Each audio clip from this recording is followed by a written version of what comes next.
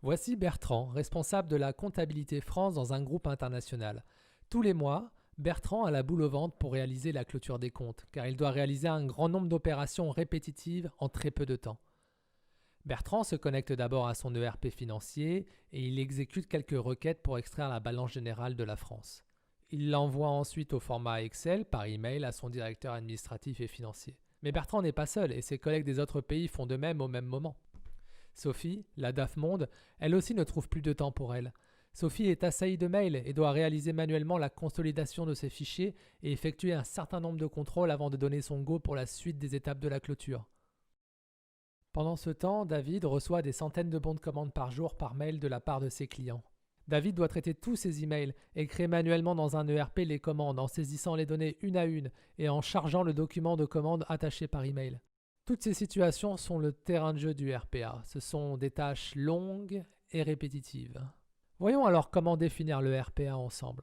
Le RPA est l'acronyme pour Robotic Process Automation. Le RPA est une technologie d'automatisation et peut être considéré comme faisant partie du BPA pour Business Process Automation. Définissons le RPA comme une technologie d'automatisation de processus utilisant des robots qui réalisent des tâches structurées, routinières et répétitives, et ce de manière plus ou moins autonome. Alors quand je dis robots, ce ne sont pas des vrais robots physiques, ce sont plutôt des programmes informatiques. Ces robots sont plus ou moins autonomes car il existe différentes méthodes et niveaux de maturité et c'est ce que nous allons voir maintenant. Le RPA existe depuis plus de 40 ans mais c'est seulement aujourd'hui qu'il est en plein essor. Durant ces 40 ans, les technologies derrière le RPA ont évolué et ainsi on peut noter 4 phases de maturité liées au RPA.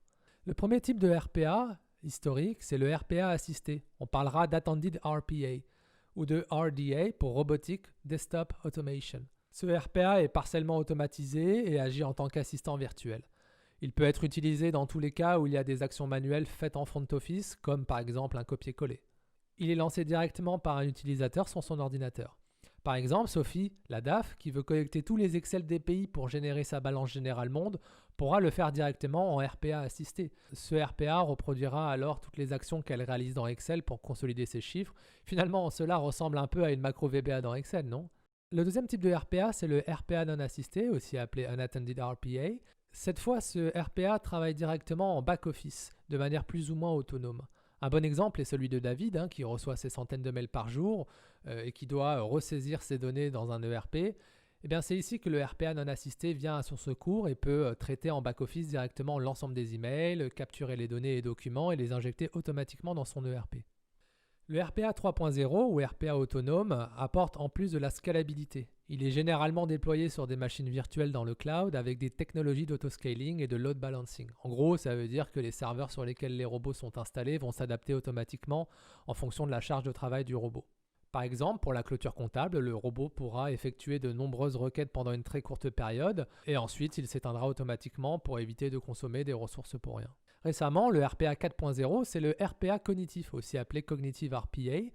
C'est le mixte entre intelligence artificielle et le RPA. On parlera aussi d'IPA pour Intelligent Process Automation. Donc en gros, le RPA plus intelligence artificielle égale IPA. Ici, le machine learning et le NLP permettent de traiter des données non structurées et de faire notamment de l'analyse prédictive, de la détection automatique de texte, etc. Si tu veux en savoir plus sur l'intelligence artificielle, je t'invite à regarder et à cliquer sur le lien en haut à droite pour voir la dernière vidéo sur le sujet. Passons maintenant aux fonctionnalités du RPA. Le RPA couvre 3 grandes fonctionnalités. La première, c'est de reproduire des actions humaines, c'est-à-dire faire du copier-coller, remplir un formulaire, déplacer des documents ou des données, consolider des données, exporter ou importer. La deuxième fonctionnalité, c'est le fait d'automatiser des tâches associées à des règles. Cela ressemble beaucoup à la gestion de workflow, vous me direz. Eh bien oui, tout à fait, le RPA permet d'exécuter des procédures, faire des calculs, effectuer des contrôles, mais il peut aussi aller beaucoup plus loin avec de l'intelligence artificielle et récupérer de l'information par le scrapping. On parlera notamment de l'OCR pour Optical Character Recognition. Bref, le RPA sait lire et interpréter textes et documents automatiquement. Dernier élément, c'est sa capacité à automatiser des tâches entre applications. Bref, à intégrer des applications entre elles. Accéder et lire à des bases de données, accéder à des ERP qui n'ont pas d'API, se connecter à des API existantes et les requêter. Tout cela sont des fonctionnalités du RPA. Dernier élément, on notera l'importance du low-code en RPA, c'est-à-dire la capacité à réaliser ces développements sans coder directement. On retrouvera naturellement le RPA dans tous les domaines avec de nombreux cas d'usage. Citons notamment le secteur de la banque et les processus financiers. On retrouvera le RPA sur des processus de gestion de prêts, d'exécution de transactions, des clôtures comptables, les audits, etc. Dans l'assurance aussi, le RPA sera particulièrement efficace pour la gestion des réclamations et le traitement des appels.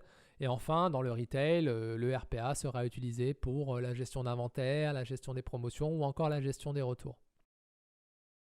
Rapidement, si on regarde la valeur apportée par le RPA, on peut distinguer deux apports principaux. Le premier, c'est la productivité. Le RPA va apporter de la fluidité dans les opérations métiers en libérant du temps passé sur des tâches longues et répétitives, et donc cela va permettre plus de temps alloué sur des tâches à plus haute valeur ajoutée, comme par exemple l'analyse et la prise de décision.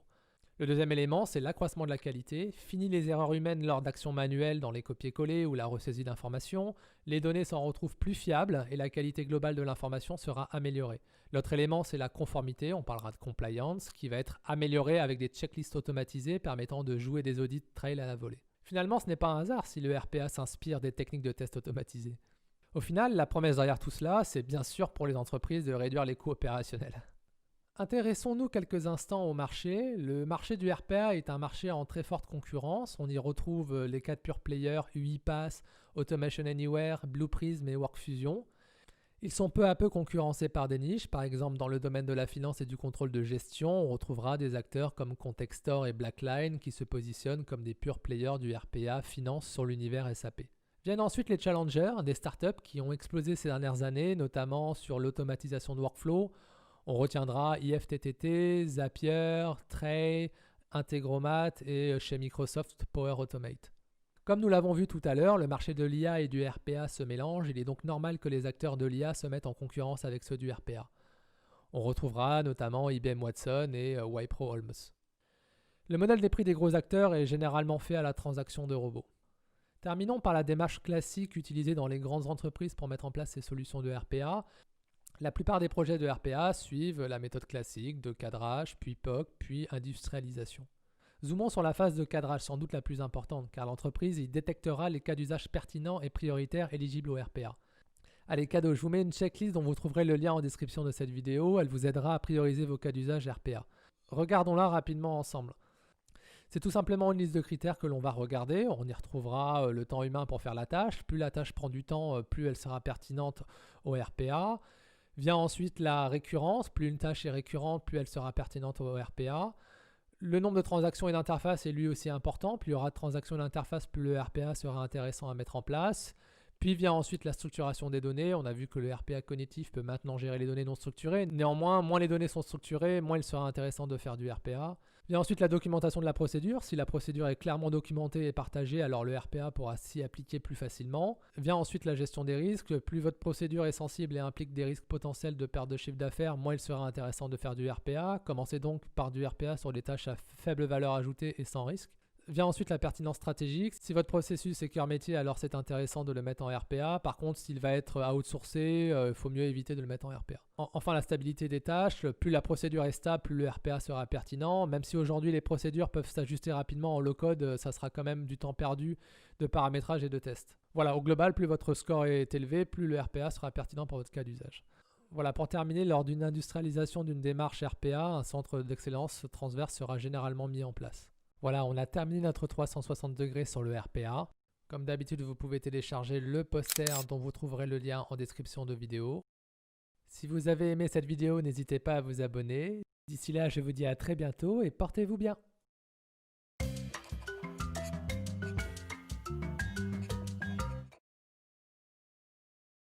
Alexa, lance-moi la clôture des comptes du mois de novembre.